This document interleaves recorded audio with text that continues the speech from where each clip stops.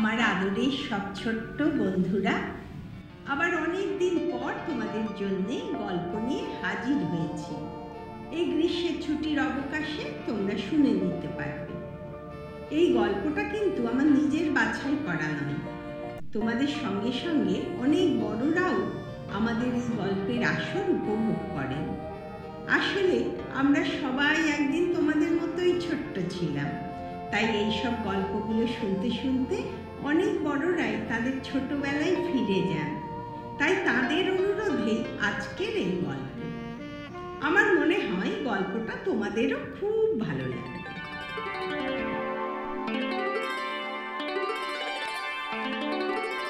উপেন্দ্র কিশোর রায়চৌধুরীর ছোট্ট গল্প ঘ্যাঘাসুর। এক যে ছিল রাজা, তার ছিল একটা মেয়ে। মেয়েটি হয়ে অবধি খালি অসুখেই ভুগছে, একটা দিনের জন্যেও ভালো থাকে না। কত বদ্যি, কত ডাক্তার, কত চিকিৎসা, কত ওষুধ। মেয়ে ভালো হওয়া তো দূরে থাকুক, দিন দিনই রোগা হচ্ছে। এত ধনজন থেকেও রাজার মনে তো সুখ নেই। কিসে মেয়েটি ভালো হবে তার কেবল সেই চিন্তা। এমন করে তো দিন যায়। এর মধ্যে একদিন এক সাধু রাজার সঙ্গে দেখা করতে এলেন। তিনি রাজার মেয়ের অসুখের কথা শুনে বললেন, মহারাজ, তোমার মেয়ে একটা লেবু খেয়েই ভালো হবে। একটি লেবু? সে কোন লেবু? কোথায়, কার বাগানে তা পাওয়া যাবে? সাধু তো তাহার কিছু না বলেই চলে গেলেন। রাজা তো আর উপায় না দেখে দেশের লোককে এই কথা জানিয়ে দিলেন। যাহার লেবু খাইয়া আমার মেয়ে ভালো হইবে, সে আমার মেয়েকে বিবাহ করিবে আর আমার রাজ্য পাইবে। এখন মুশকিলের কথা এই যে সে রাজ্যে তো লেবু মেলে না। কেবলমাত্র এক চাষির বাড়িতে একটি লেবুর গাছ আছে।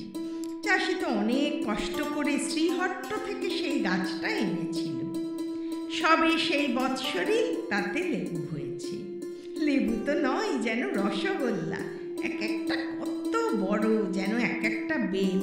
তেমন লেবু তোমরা কেউ দেখোনি, খাওনি, আমিও দেখতে পাইনি। দেখতে পেলে না হয় খাওয়ার চেষ্টা করা যেত। তা চাষির তো 3 ছেলে, যদু, গোষ্ঠ আর মানিক। রাজার হুকুম শুনে চাষি যদুকে এক ঝুড়ি লেবু দিয়ে বললে, শিগগির এগুলো রাজার বাড়ি নিয়ে যা। এর একটা খেয়ে যদি রাজার মেয়ের ব্যামো সারে, তবে রাজার মেয়েকে বিয়ে করতে পাবি। যদু তো লেবুর ঝুড়ি মাথায় করে রাজার বাড়ি চলেছে। এমন সময় পথে 1 হাত লম্বা একটা মানুষের সঙ্গে তার দেখা হলো। সেই লোকটি তাকে জিজ্ঞাসা করল, তোমার ঝুড়িতে কি ও? যদু বলল, ব্যাং। সেই লোকটি বলল, আচ্ছা, তাই হোক। রাজার দারোয়ানেরা লেবুর কথা শুনে যার পণ্যায় আদরের সঙ্গে যদুকে রাজার নিকট নিয়ে গেল। রাজামশাই ব্যস্ত হয়ে নিজেই ঝুড়ির ঢাকা খুললেন, আর অমনি 4টে ব্যাং তার পাগড়ির উপর লাফিয়ে উঠল। সেই ঝুড়িতে যতগুলো লেবু ছিল সব কটাই ব্যাং হয়ে গিয়েছে। সুতরাং লেবু খাইয়ে রাজার মেয়েকে ভালো করা আর রাজার জামাই হওয়া যদুর ভাগ্যে তো ঘটল না। সে বেচারা অনেকগুলো লাথি খেয়ে শেষ পর্যন্ত প্রাণ নিয়ে যে বাড়ি ফিরল, তাই ঢের বলতে হবে। এরপর চাষি আর এক ঝুড়ি লেবু দিয়ে মেজ ছেলে গোষ্ঠকে পাঠালো। এবারেও সেই 1 হাত লম্বা মানুষটা কোথা থেকে এসে গোষ্ঠর ঝুড়িতে কি আছে জিজ্ঞাসা করল। গোষ্ঠ বলল, ঝিঙের বিচি। 1 হাত লম্বা মানুষটি বলল, আচ্ছা, তবে তাই হোক। রাজবাড়ির দারোয়ানরা প্রথমে গোষ্ঠকে তো ঢুকতেই দিচ্ছিল না। তারা বলল, তোরই মতন একটা সেদিন এসে রাজামশাইয়ের পাগড়ি নোংরা করে দিয়ে গেছে। তুই আবার একটা কি করে বসবি কে জানে। অনেক পীড়াপিড়ির পর গোষ্ঠ ঢুকে রাজার মেয়েকে কি রকম লেবুটা খাওয়ালো সে তো বুঝতেই পারছো, আর তার সাজাটাও তেমনিই হলো। মানিক হলো ছোট ছেলে, তাকে সকলেই একটু বোকা মনে করে, কাজেই তাকে আর লেবুর ঝুড়ি দিয়ে রাজার বাড়ি পাঠাতে কেউ বলল না। কিন্তু সে যাওয়ার জন্যে তো একেবারে সেজে গুজে প্রস্তুত হয়ে আছে। যতক্ষণ না চাষি তাকে যেতে বলল ততক্ষণ তাকে কিছুতেই ছাড়ল না। শেষটা তাকেও এক ঝুড়ি লেবু দিয়ে পাঠাতে হলো। পথে সেই 1 হাত লম্বা মানুষের সঙ্গে মানিকেরও দেখা হলো। 1 হাত লম্বা মানুষ জিজ্ঞাসা করল, ঝুড়িতে কি ও? মানিক বলল, ঝুড়িতে লেবু আছে, তাই খেয়ে রাজার মেয়ের অসুখ সারবে। 1 হাত লম্বা মানুষ বললে, আচ্ছা তাই হোক। রাজবাড়িতে ঢুকতে তো মানিকের যার পণ্যায় মুশকিল হলো। অনেক মিনতি আর হাত জোরের পর দারোয়ানরা তাকে পথ ছেড়ে দিল আর বলল, দেখিস যেন ব্যাংকি ঝিঙের বিচি টিচি না হয়, তাহলে কিন্তু তোর প্রাণটা আস্ত থাকবে না। যাই হোক, মানিকের ঝুড়িতে কিন্তু লেবুই পাওয়া গেল। রাজামশাই তো খুব খুশি, তাড়াতাড়ি বাড়ির ভিতর লেবু পাঠিয়ে দিয়ে বললেন, কেমন হয় আমাকে খবর দিস। খবরের আশায় রাজামশাই বসে আছেন। এমন সময় মেয়ে নিজেই খবর নিয়ে উপস্থিত। সেই লেবু মুখে দিতে না দিতে তার অসুখ তো একেবারে সেরে গিয়েছে।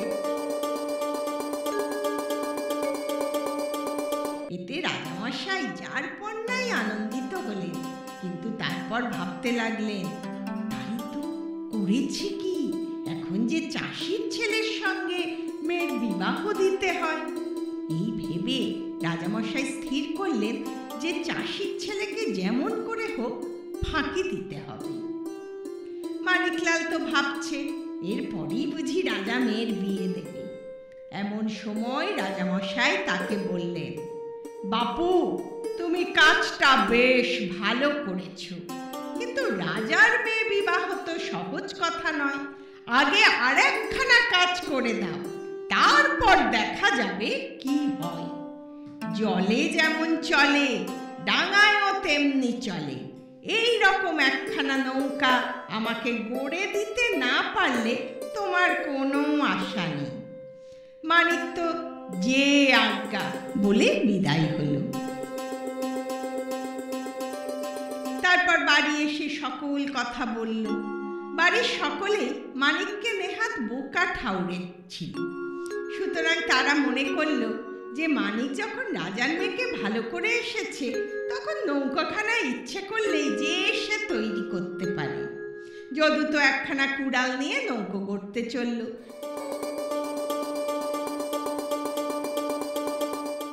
বনের ভিতর থেকে গাছ কেটে সেখানেই কাজ আরম্ভ করে দিল। ইচ্ছে সেই দিনই নৌকা প্রস্তুত করে ফেলে। পরিশ্রমেরও কসুর নাই। এমন সময় কোথা থেকে সেই 1 হাত লম্বা মানুষ এসে উপস্থিত। হে যদু না, কি হচ্ছে? গামলা গামলা বানাচ্ছি। আচ্ছা, তবে তাই হোক। তাই হোক বলে 1 হাত লম্বা মানুষ তো চলে গেল। যদিও নৌকা গড়তে লাগলো, কিন্তু সে যত পরিশ্রম করে তার সমস্তই বৃথা হয়। সেই সর্বনেশে কাঠ খালি গামলার মতো গোল হয়ে ওঠে, নৌকোর মতন তো কিছুতেই হতে চায় না। শেষটা তো যদুর খুব রাগ হয়ে গেল, কিন্তু রাগের ভরে এক কাঠ ফেলে দিয়ে ক্রমাগত আর 2-3টে কাঠ নিয়েও গামলা ছাড়া কিচ্ছু তৈরি করতে পারল না। যাই হোক, গামলাগুলো কিন্তু দেখতে ভারী সরেস। সুতরাং সন্ধ্যার সময় যদুনাথ গোটা 3-4 গামলাই ঘাড়ে করে বাড়ি ফিরল। এমন ভালো গামলাগুলো বনে ফেলে আসতে কিছুতেই তার ইচ্ছে হল না। তারপর গোষ্ঠ নৌকা গড়তে চলল। আর সেই 1 হাত লম্বা মানুষ তো গোষ্ঠর সামনে এসে জিজ্ঞেস করলো, কি হে, কি হচ্ছে? আমি লাঙল তৈরি করছি। তাহলে বুঝতেই পারছো, তারও আর নৌকা গড়া হলো না। অবশ্য এরপর মানিক নৌকা গড়তে গেল, আর তাকেও সেই 1 হাত লম্বা মানুষ এসে জিজ্ঞাসা করল, কি হচ্ছে? মানিক সাদাসিধে উত্তর দিল, জলে যেমন চলে, ডাঙায়ও তেমনি চলে। এমন একখানা নৌকা গড়ে যদি দিতে পারি, রাজামশাই বলেছেন মেয়ের বিয়ে দেবেন। এই কথা শুনে এক হাত লম্বা মানুষ বললে, আচ্ছা তবে তাই হোক। মানিক সবে নৌকার কাঠ কেটে তাতে চড়ে বসেছিল। এক হাত লম্বা মানুষের কথা শেষ হতে না হতেই সেই কাঠ তো ছুটে চলেছে। সে আর এখন তো আর কাঠ নেই, অতি চমৎকার একখানা নৌকা। তাতে দাঁড় নেই, মাঝি নেই, পাল নেই। যেখানে যাবার দরকার সে নিজেই বুঝে নেয়, সেখানে সে নিজেই থামে। রাজরাজরার উপযুক্ত মখমলের গদি তাকিয়ায় তার ভেতরটা সাজানো। বাইরেটা দেখতে কি সুন্দর, তা কি বলবো। যে জিনিসে তা সেজেছে তা সেই এক হাত লম্বা মানুষের দেশেই হয়। আমি তার নাম বলতে পারবো না। রাজামশাই তো সভায় বসে আছেন। এমন সময় মানিকলালের নৌকো সেখানে গিয়ে উপস্থিত। সবাই নৌকোর রূপগুণ দেখে আশ্চর্য হয়ে গেল, আর কত প্রশংসাই না করতে লাগলো। রাজামশাইও খুব আশ্চর্য হয়ে গেলেন, কিন্তু সেটা চেপে গিয়ে মুখে মানিককে বললেন, এতেও হচ্ছে না, আর একখানা কাজ করে দিতে হবে। একগাছা ঘেঘাসুরের লেজের পালক হলে আমার মুকুটের শোভা হয়। এই জিনিসটা যদি এনে দিতে পারো, নিশ্চয়ই আমার মেয়েকে বিয়ে করতে পারবে। মানিক তো যে আজ্ঞা বলে ঘেঘাসুরের পালক আনতে চলল।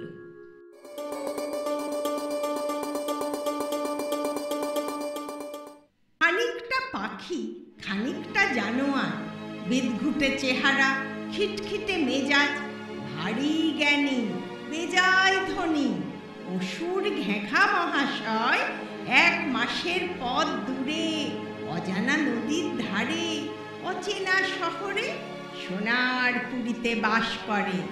মানুষকে দেখতে পেলে রসগোল্লার মতো টপ করে গিলে ফেলে। সেই ঘেঘা মহাশয়ের পালক আনতে তো মানিক চলেছে। যাকেই দেখে তাকেই ঘেঘাসুরের মুল্লুকের পথ জিজ্ঞাসা করে, আর ডাইনে বাঁয়ে না চেয়ে ক্রমাগত সেই পথেই চলতে থাকে। রাত হলে কারুর বাড়িতে আশ্রয় নেয়, আবার সকালে উঠে চলতেই থাকে। ঘেঘাসুরের মুলুকে যাচ্ছে শুনে সকলেই তাকে আদর করে জায়গা দেয়। একদিন রাত্রে এই রকমই সে একজন খুব ধনী লোকের বাড়িতে অতিথি হয়েছে। সেই ধনী অনেক কথাবার্তার পর তাকে বললে, বাপু, তুমি ঘেঘাসুরের দেশে চলেছ শুনছি। সে অনেক বিষয়ের খবর রাখে। আমার লোহার সিন্দুকের চাবিটা হারিয়ে ফেলেছি। ঘেঘা যদি তার কোনো সন্ধান বলতে পারে তো জিজ্ঞাসা করে দেখো তো। মানিক বললে, আচ্ছা মশাই, আমি নিশ্চয়ই জেনে আসব। আর একদিন সে আর এক বড় লোকের বাড়িতে অতিথি হয়েছে। সেই বড় লোকের মেয়ের তো ভারী অসুখ। তার ব্যারামটা কি কোনো ডাক্তার কবিরাজ তা ঠিক করতেই পারেন না। মেয়ে দিন দিন খালি রোগা হয়ে যাচ্ছে। সেই বড়লোক মানিককে খুব যত্ন করে খাওয়ালো। তারপর বলল, আমার মেয়ের অসুখ কিসে সারবে এই কথাটা যদি ঘেঘার কাছ থেকে জেনে আসতে পারো তবে বড় উপকার হয়। মানিক বললে, অবশ্যই মশাই, আমি নিশ্চয়ই জেনে আসব। এই রকম করে 1 মাস চলে মানিক অজানা নদীর ধারে এসে ওপারে ঘেঘাসুরে সোনার বাড়িটা দেখতে পেল। অজানা নদীর নৌকা নাই, খেয়া নাই, এক বুড়ো সকলকে কাঁধে করে পার করে। মানিকও তার কাঁধে চড়ে নদী পার হলো। বুড়ো তাকে বললে, বাপু, আমার এই দুঃখ কবে দূর হবে? ঘেঘার কাছে জিজ্ঞেস করে এসো তো। আমার খাওয়া নাই, দাওয়া নাই, খালি কাঁধে করে দিন রাত্রি মানুষ পার করছি। ছেলেবেলা থেকে এই করছি, আর এখন তো দেখছো বুড়ো হয়ে গেছি। মানিক বললে, তোমার কিচ্ছু ভয় নেই, আমি নিশ্চয়ই তোমার কথা জিজ্ঞাসা করব। নদী পার হয়ে মানিক তো ঘেঘার বাড়িতে গেল।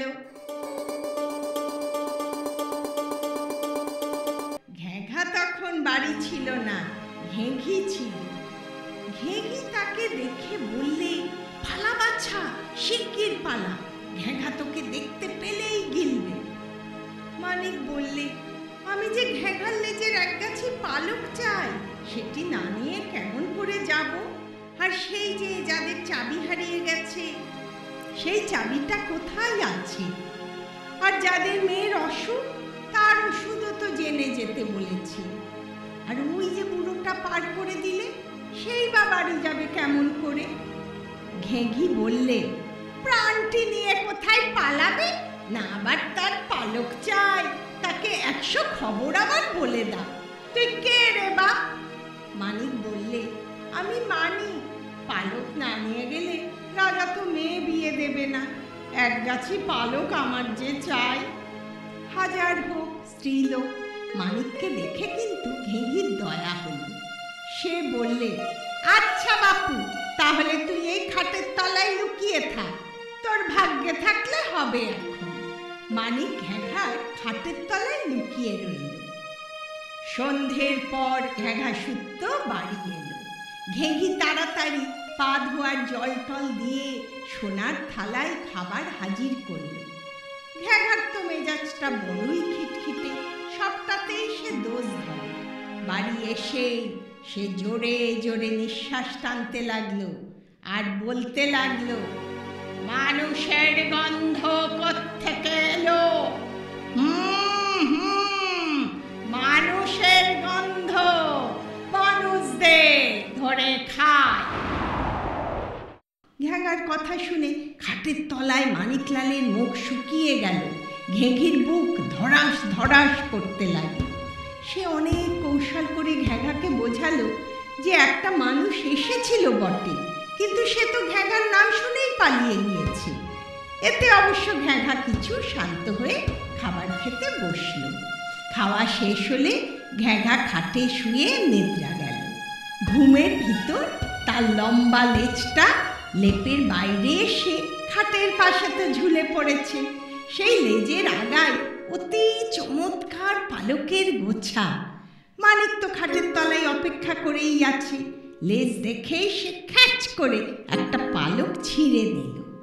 অমনি ঘেঘা ব্যস্ত সমস্ত হয়ে উঠে বলল, ঘেঘি, আমার লেজ ধরে যেন কে টানলো? হো হো, মানুষের গন্ধ।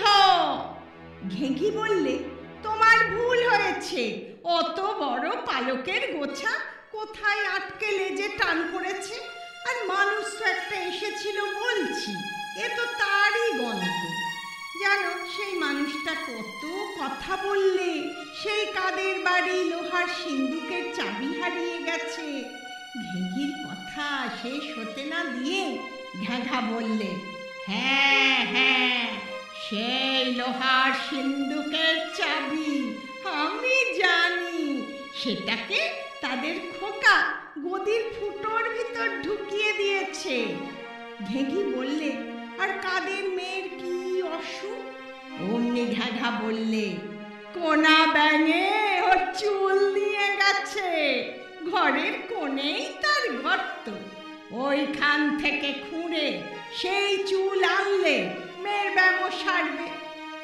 আবার ঘেঘি বললে, আর যে লোকটা মানুষ ঘাড়ে করে নদী পার করে? ঘেঘা বললে, সেটা একটা মস্ত গাধা, একজনকে কেন নদীর মাঝখানে নামিয়ে দেয় না? তাহলেই তো সে বাড়ি চলে যেতে পারে। যাকে নামিয়ে দেবে সেই মানুষ পার করতে থাকবে।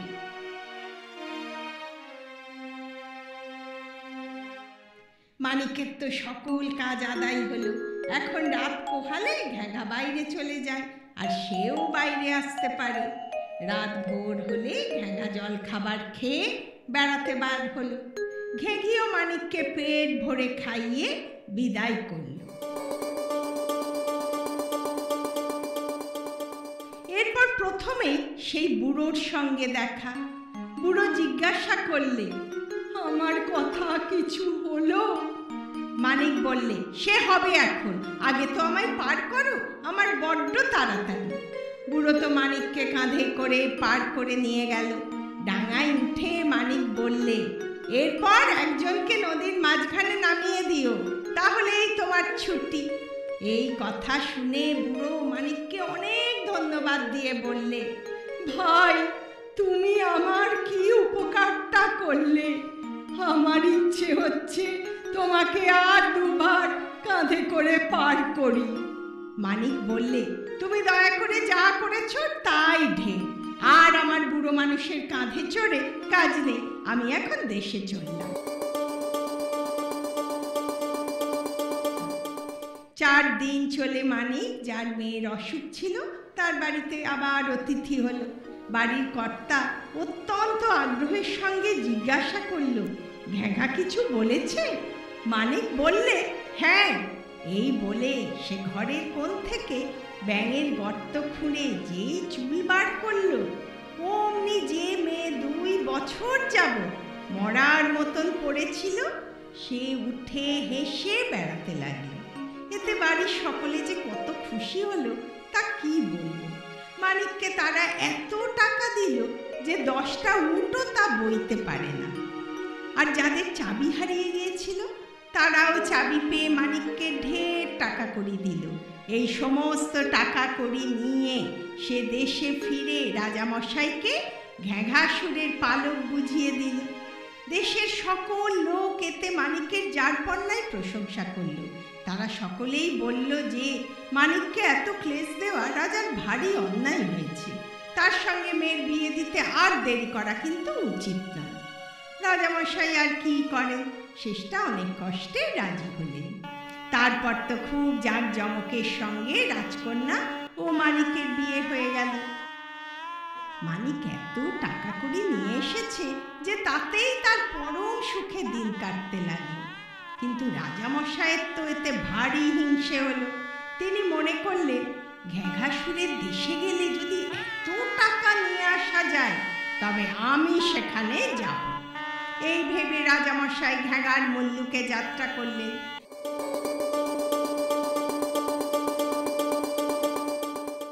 কিন্তু সেখানে তো পৌঁছতে পারেন না, কারণ অজানা নদী পার হওয়ার সময় সেই বুড়ো তাকে নদীর মাঝখানে নামিয়ে দিল। রাজামশাই তো প্রথমে আশ্চর্য হলেন, তারপর চোটে লাল হলেন, তারপর বুড়োকে গালি দিতে লাগলেন, তারপর হাত জোড় করে মিনতি করতে লাগলেন। কিন্তু বুড়ো তার কথায় কান দেওয়ার আর অবসরই পায়নি। ততক্ষণ সে ডাঙায় উঠে উদ্দশ্বাসে বাড়ির পানে ছুটেছে। তাড়াতাড়ি রাজামশাইকে ছুটি পাওয়ার কৌশলটাও তার বলে দেওয়ার কথা মনে নেই। সুতরাং রাজামশাই আজও সেই স্থানে থেকে মানুষ পার করছেন। তোমাদের মধ্যে কেউ যদি কখনো ঘ্যাঘাসুরের মল্লুকে যাও, তাহলে দয়া করে বেচারাকে সেই কথাটা বলে দিও। কিন্তু পুনরায় নদীর এপারে ফিরে না এসে কথা বলো না, তাহলে তোমরাও কিন্তু অসুবিধায় পড়ে যাবে।